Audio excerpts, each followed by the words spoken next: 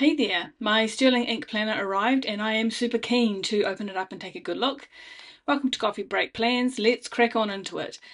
Now first of all, to get this out of the way, because it's not really a feature today, I also purchased a small notebook. I have a capture notebook, which is an old 2024 N2 size common planner, and I carry that with me everywhere along with a pen, and it's in a really small bag that I have. It has my wallet, phone, keys and whatever else, usually lip balm and painkillers, but there aren't that many pages left in my capture notebook and I need a replacement.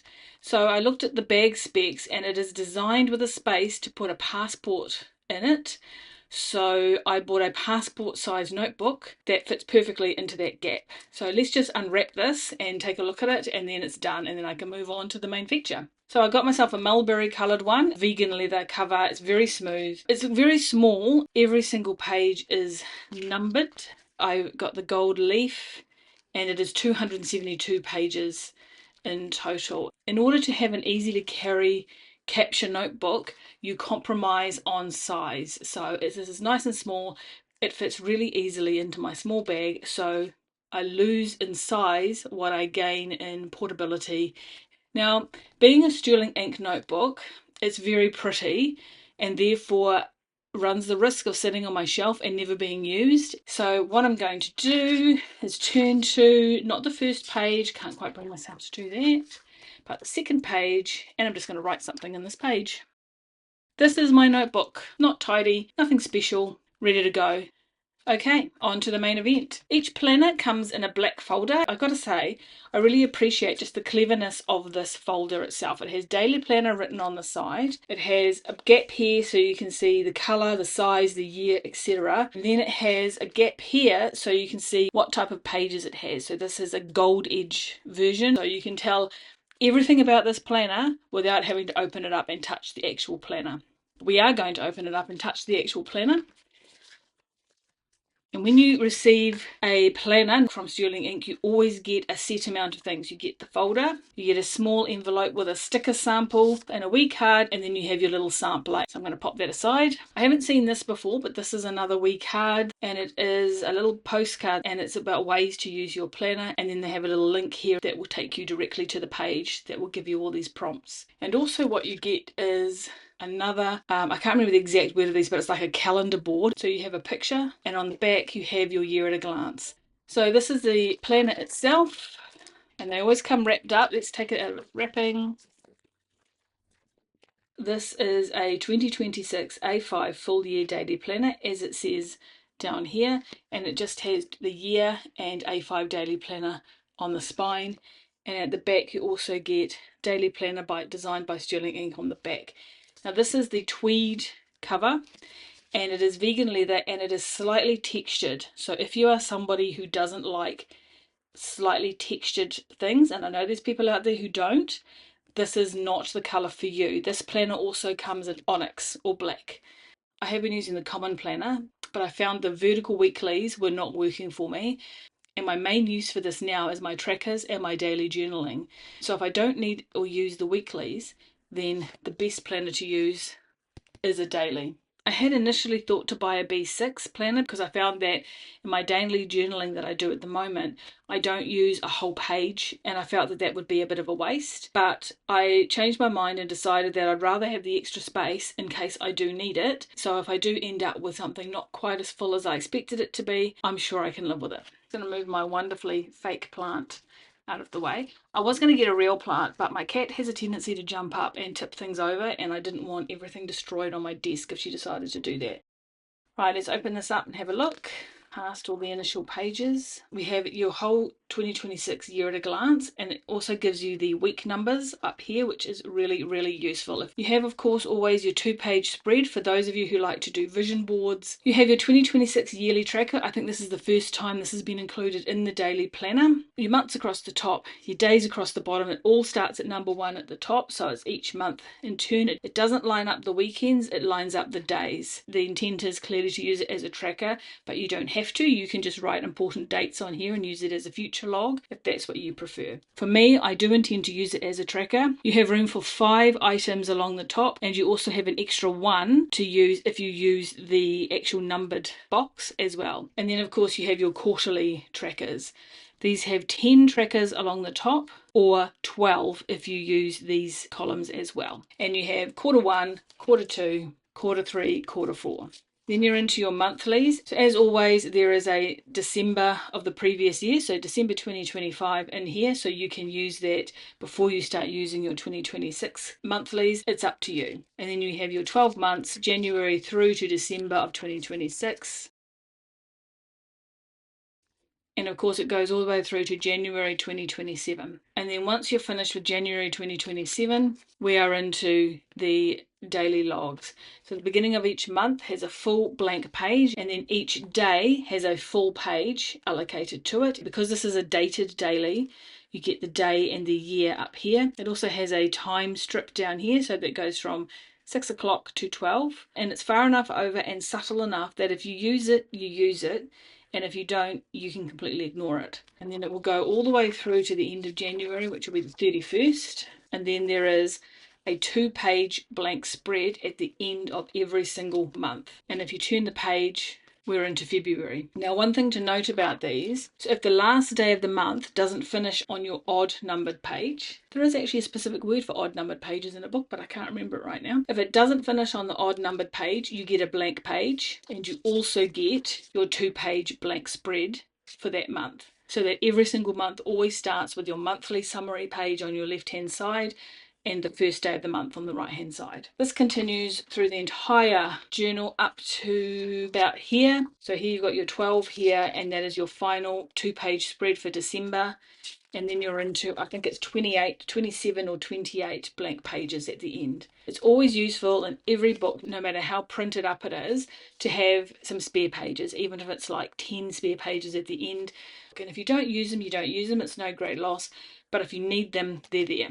So that concludes my flip through of the product itself. I'm now going to go through it again and indicate how it is I intend to use each of these pages. So the year at a glance, I use to divide the year up into 13 4-week cycles. That's for my financial tracking. Because I get paid fortnightly, I find it difficult to track properly using the monthly system, where every single month is a different number of days and a different number of weeks. So it makes it a lot easier for me to keep track of where my finances are by breaking it up in that way. And I end up with 13 cycles of 4 weeks, and that works really, really well for me. Financial cycle tracking, done.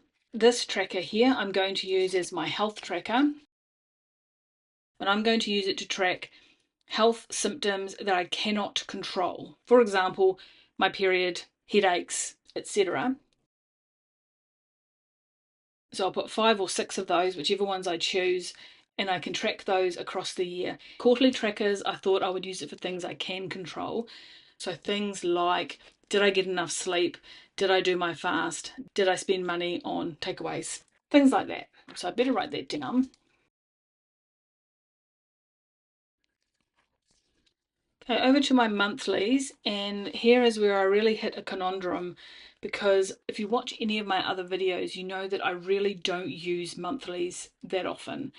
Everyone has a planning Zoom, and mine is my weekly. So when I'm planning my life out, I plan it on a weekly basis. What I've been doing in my current common planner, which I use for journaling, so I've been using this for like a memory a day. So I just write down a particular thing that I did that day. But my frustration with that, not only do I have this format to record it in, I'm also doing daily journaling on that, and I'm also writing a 5-year journal. Do I really need to add another memory keeping device to my journaling system? And I am finding it frustrating and repetitive, and I don't like spending time on things that I feel are redundant. So I have these all written down, and I'm going to note down the ones that I think I could use in this journal.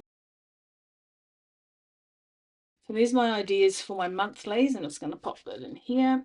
Now, when it comes to this opening monthly spread, I think what I'm going to use this as is kind of a currently page. What am I reading, listening to, and watching? And that can go there. It's at the beginning of the month, so I can always find it. I can probably also do a photo of the month. And I already do that in my 5-year journal, but back when I was doing my bullet journaling, I quite liked having a photo of the month in my current journal, so I'll look at reintroducing that. But for now, here's a whole pile of things to think about. So now we're at the daily pages, which is the main purpose of this journal, and I have thought of ways to fill up an entire page without overloading myself every single day and giving myself some useful information. The point of this entire journal is reflecting on things. It's not about planning for the future. That's what I use my disc planner for. That's for goals, for tasks, for appointments. This is what I did. This is how I thought. This is what happened. And because I have this great little time schedule down the side here, I thought I could return to some time tracking for each day. I have done this before, but I think I took it down to too fine a grained detail and started color coding it and doing things like that, things that made it more difficult to keep up with. If I keep it simple, I think it could be quite valuable. That's one idea for these dailies. At one point, I was also doing daily tarot card reads. I could use my tarot cards for reflection on the day that has passed, so I might try that. And of course, it's here for just my daily journaling. When it comes to this double spread at the end, I have seen people do some great things like photo of the day. So they take a photo every single day and then they put them together in a spread in Canva and then print it out and then stick them in here so they get a photo of each day of the month. I'm not convinced I would do that, but what I could have is a photo selection of the month. I could also use it for some monthly trackers. Even though I have the trackers at the front, some things I may not want to track all the time. I may just want to do it for a month. So for example, I may just want to do 1 month worth of gratitude tracking. I have a whole pile of stencils here and most of them are designed for a monthly basis. So this here is a little sun that has space for 31 entries. This is a little hexagon thing. I want to be set better on the page. Not really. It's a little hexagon shaped trail that has 31 spaces. And if I decide I want to track something different, so for example, I decide I want to do gratitude tracking for a month, I can chuck this bad boy on here, follow the stencil, and then use it for the month to track my gratitude. And then at the end of the month, I may decide to continue with that gratitude tracking in the following month or do something else. So I think there's a bit of an opportunity here to use these. And of course, in those months where you get the extra page, so February, for example, has an extra page at the end, that's an opportunity to add even more should I feel the need for it. So I think what I'm going to write here is trackers, and I'll put temporary or trial trackers. So it's always good to try something out. But again, I don't want to set myself up with so many trackers and entries and so many things to do that I end up overwhelmed. What I see over and over again, people setting up bonkers amounts of trackers and layouts and various tasks and lists, and then inevitably come back to them a month later and they'll say, oh, and I didn't fill that, and I didn't fill that, and I ran out of time, and I didn't do this, and it's like, yep, you've overcommitted. So I don't want to do the same thing myself. So of course I will have a little think about this, and then I'll probably go ahead and do it anyway. So at the very end of the book, I've already printed out sleep trackers, and I've printed that out on classic Happy Planner sized pages, and they're already sitting in my disc planner ready to track for 2026. This is my disc planner ready for next year. I've already printed out sleep trackers, and I am going to keep that in my disc planner, and at the end of each month photocopy these down to A5 sized and then glue them in here. I like to keep a permanent record of my sleep tracking as I find the insights from that really useful. So sleep trackers I'll put glued in case I come back to it and go, what? I'm going to set them up. You never know what my memory does these days. And there's about 20, I think, what is it, 27, 28 pages in there. So that's enough for the whole year's sleep trackers and probably for some extra notes at the end. But I don't carry this around with me. I keep this at home safe. So there's my draft 2026 daily planner set up. I will come back to this towards the end of the year and I will actually show how I'm setting this up ready for 2026. But at the moment it's all ideas for me to go and have a think about and do a little bit more research on. Hopefully this helps you with all your ideas and your research that you're doing on possibly the same type of planner. So have a great week and I will see you next time.